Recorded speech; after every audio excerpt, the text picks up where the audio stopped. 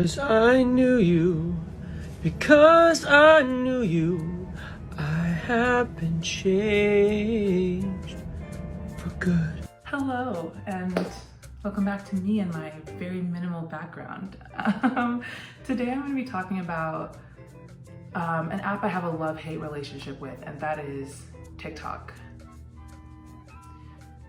Before I get started, I just want to say I love TikTok. I love TikTok. TikTok has taken over my mind. I think I now have most of my thoughts in TikTok audios, which is probably an issue, and we're gonna find out down the line that did TikTok cause me brain damage?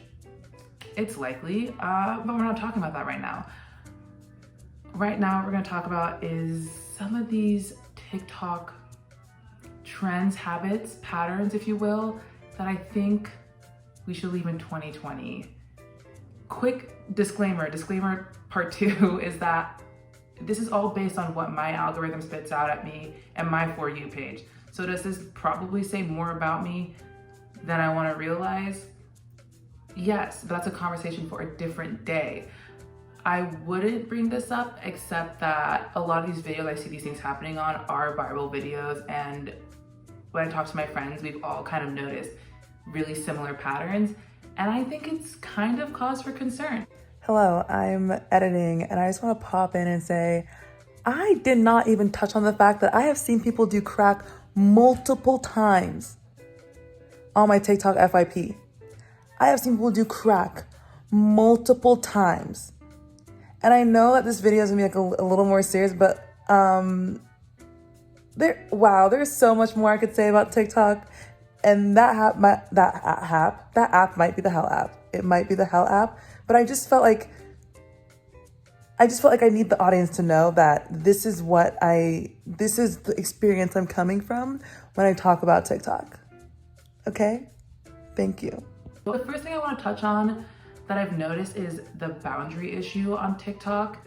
And I did touch on boundary issues in my last video about stan culture, but this is very much videos of people that are just pretty. Like, that's one of the wonderful things about TikTok. You can just see beautiful people on the app, or people that have good relationships with their parents, or beautiful relationships, and it's heartwarming. And then you'll look at the comments, and people in the comments will be like, my trauma could never, or haha, I'm gonna starve myself, I guess.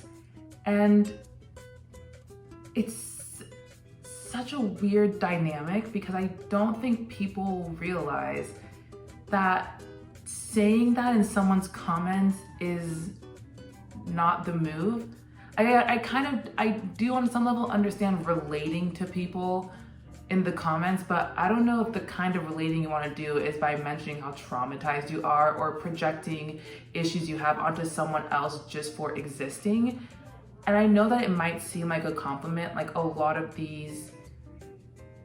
commenters will say things like, oh my gosh, I'm so thankful I get to breathe your air, or I can't believe that I get to exist on the same planet as you. I don't deserve that.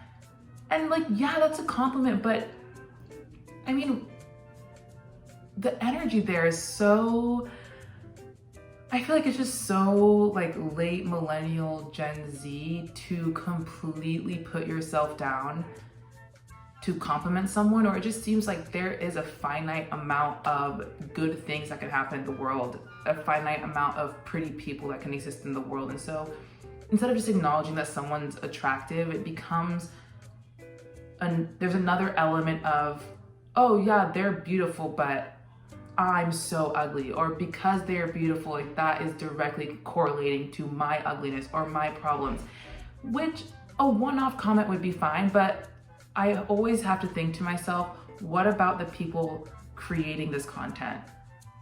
What does that do for them, except for maybe make people feel guilty for just sharing their lives, which is literally just the point of TikTok, is to share moments of your life. So it is just a really interesting dynamic I've noticed lately. And I don't know if that is something that runs really, really deep. I mean, yeah, it probably runs really deep. Like everything kind of is that deep in the world, but it's so strange. It's so strange. And I always have to wonder, who is this person commenting? How old is this person commenting? And what experience have they had? Because I'm sure they're completely valid experiences, but projecting that onto someone is so unfair to someone else. And I think it doesn't allow for people to exist outside the context of someone else's worldview or perception of things in a way that is almost unhealthy. Because,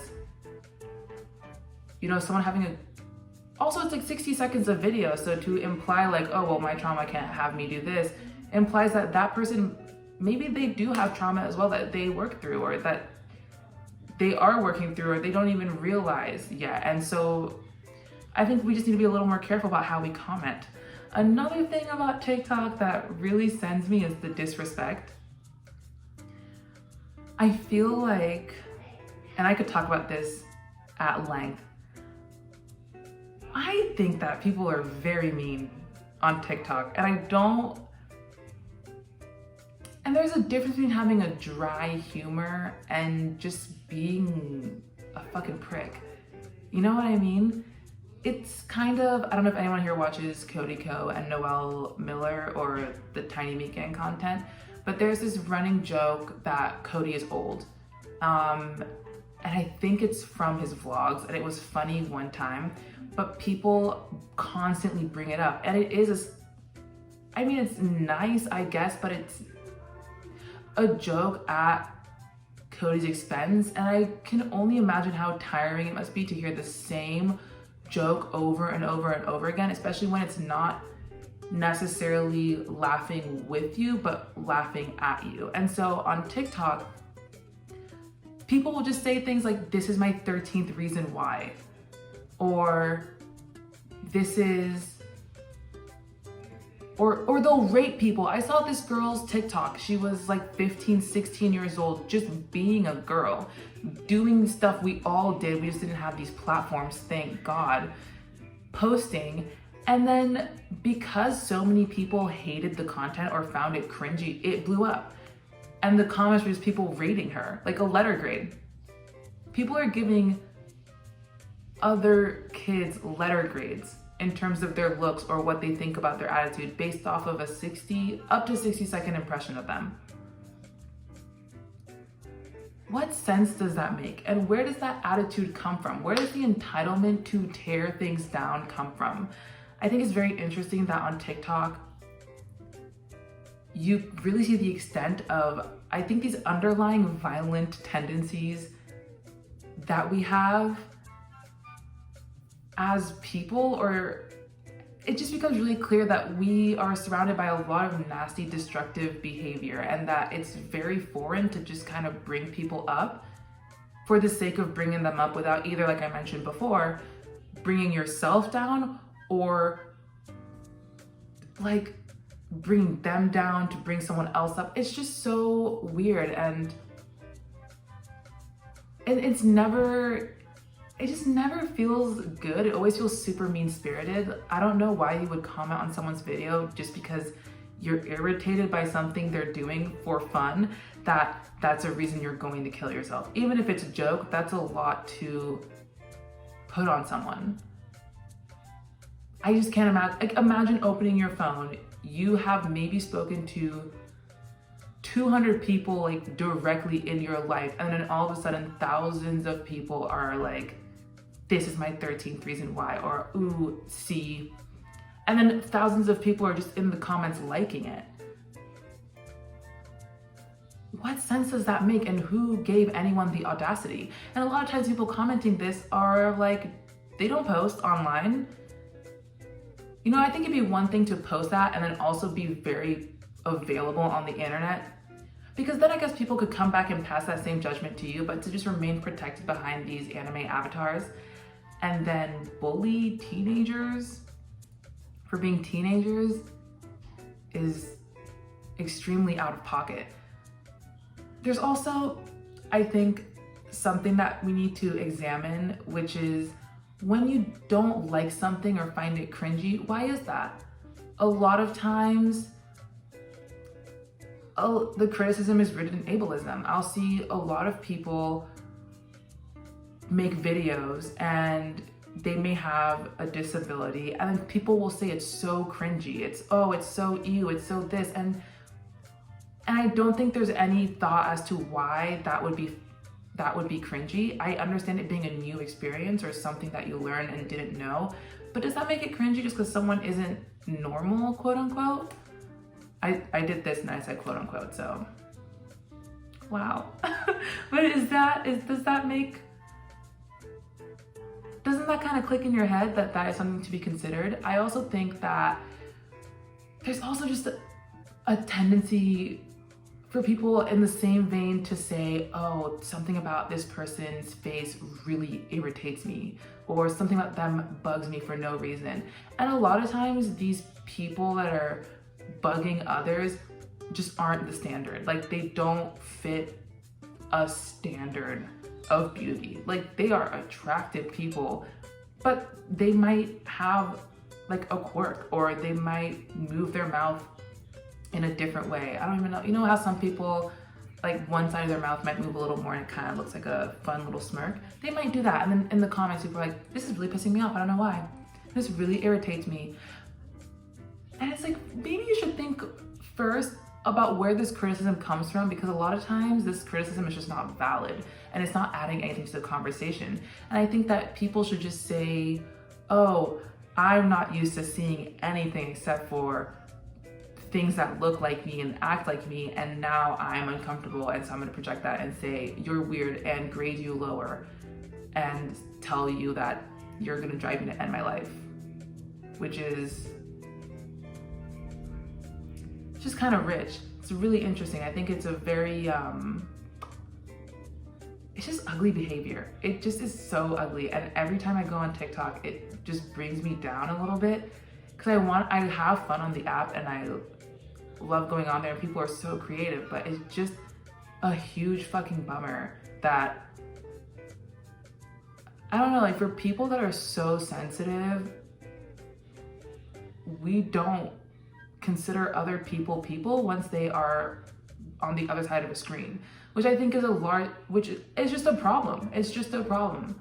On some level, you should feel at least empathy, right? Can't you put yourself in someone's shoes and be like, what would I feel if someone commented, you piss me off, I don't know why, because you are just a little bit different, a little quirky, or calling someone cringe for expressing themselves? What do you want them to do? Be boring and sad? Because if that's what you want, you can go on street TikTok. You can go, there's a side of TikTok where people are painfully normal. And so just go there. You know, like, your For You page is your algorithm. It brings up things that on some level you inform the app that you like. And so to clown on it almost feels like, in a way, you clown on yourself. Because I mean, you wound up there. You wound up there. And like, yeah, sometimes things are random, but there are like these very specific worlds within TikTok. And I don't want to like get into this topic too deeply now, but it's just something to think about. Another aspect of TikTok that is really grinds my gears is witch talk.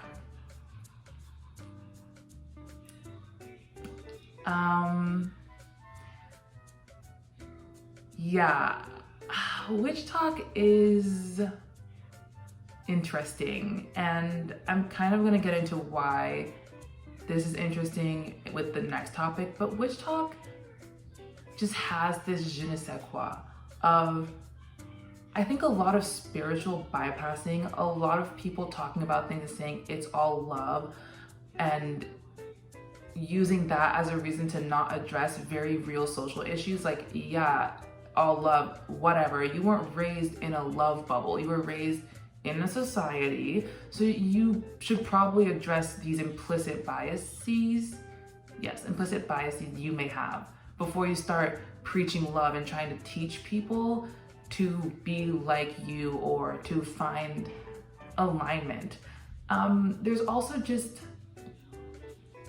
this, and this is kind of petty and personal, and it probably won't be relatable to a lot of people, but as a person of color, as a woman of color, I just find it really interesting that a lot of people that culturally appropriate or use AAVE and all these things that aren't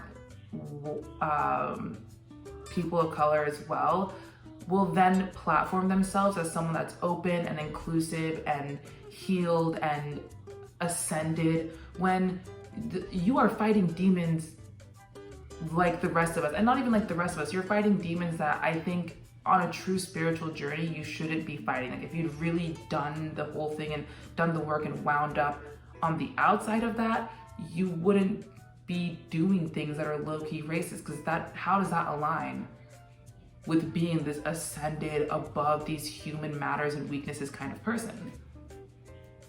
How is that aligning? What sense does that make? I also think it's really, really interesting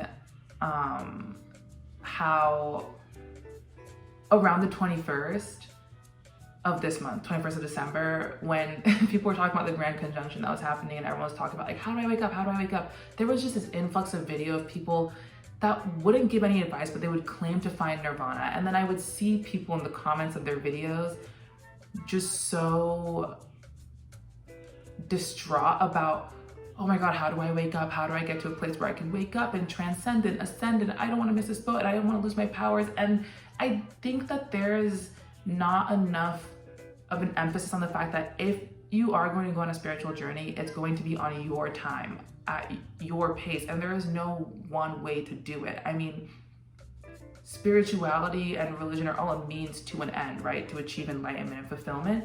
And so I think just to take all the nuance out and just present ideas as facts, and then throw people into these journeys, or be like, oh, cut these things off, or it might feel like mental illness, or you might feel like you're losing your mind if you're ascending, is kind of dangerous, because some people might actually have a mental health issue that needs to be addressed, and you can't write off everything as, oh, it's a symptom of ascension.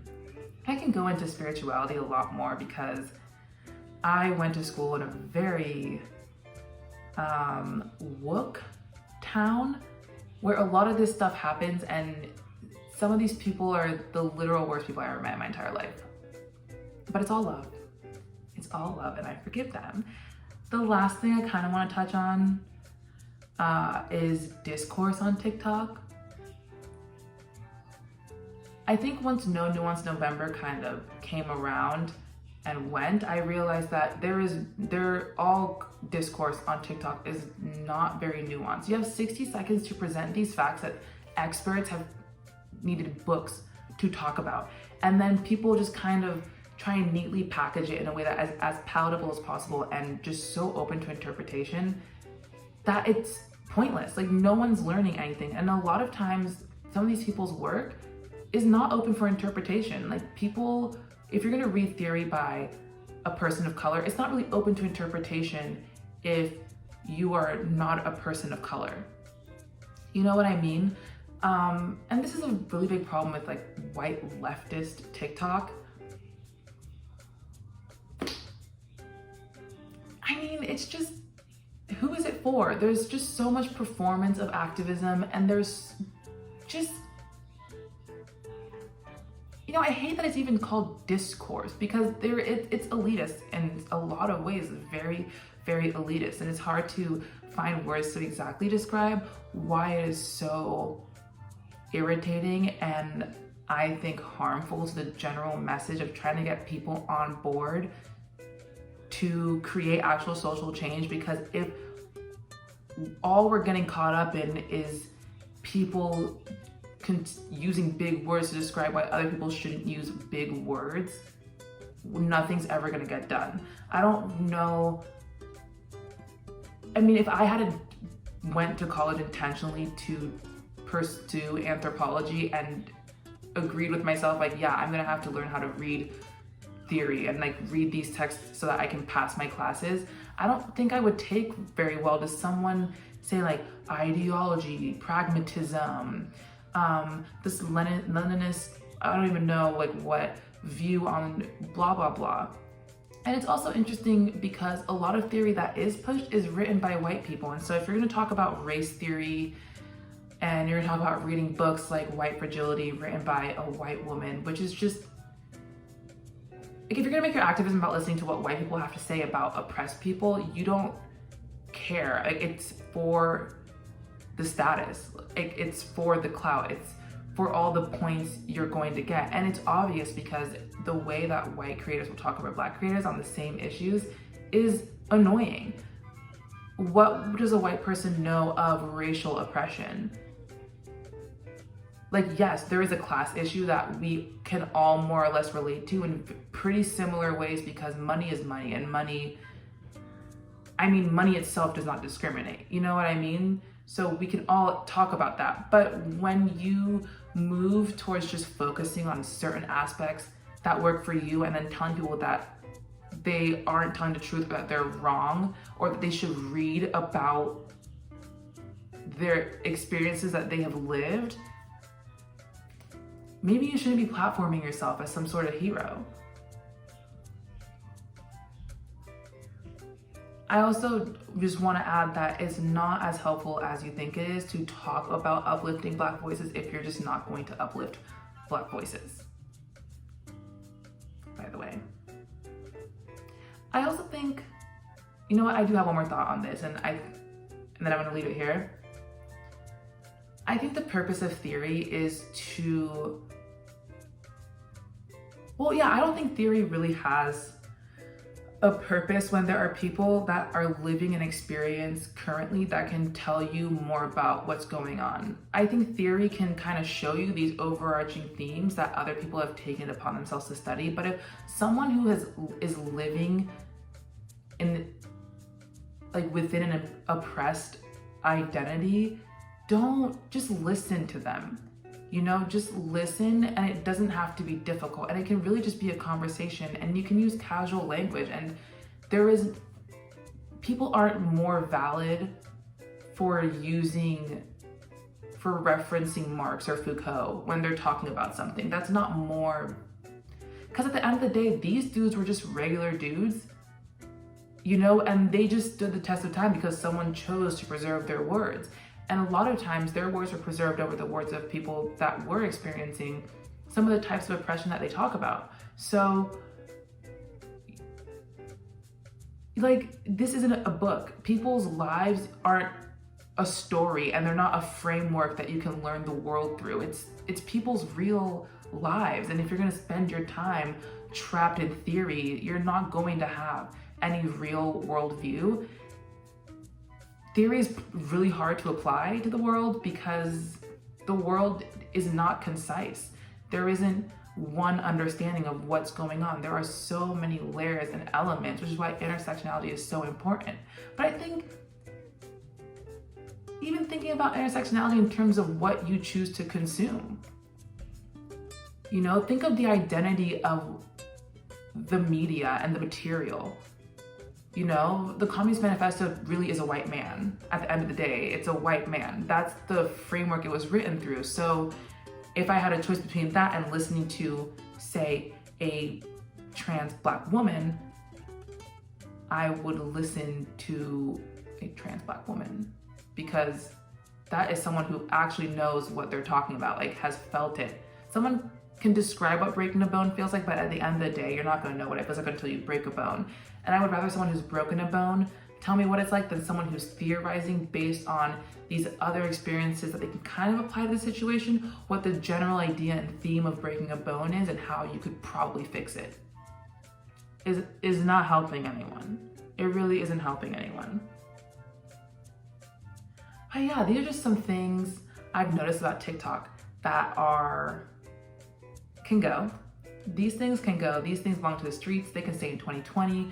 I don't want to hear from these things anymore. I know that won't be the case because there's like 9 days left to have a complete change of attitude, and that is just likely not going to happen. But yeah, let me know in the comments below what you think of TikTok, what you think is going on, and whether or not you agree. This is obviously just my point of view, and yeah, my For You page is kind of bunk. But you know, it is what it is. It is what it is, and I did like and interact with this content enough to make that the case for myself. So, thank you so much for all the support. I'm gonna hit 3,000 subscribers soon, which is actually cuckoo bananas. So like, share my content and like it and subscribe if you want to. And I think the next video might be a Q&A, so if you want to leave some questions that you want me to answer, I would love to answer, so you guys can kind of know what my deal is and who exactly you're even listening to. And I think I also will drop that video about being the main character. I just really wanted to say these few things about TikTok really quick. And I could say so much more about TikTok, and I might make another video about it later on, but this was what was most pressing to me. So I hope you guys enjoyed the video, and thank you so much.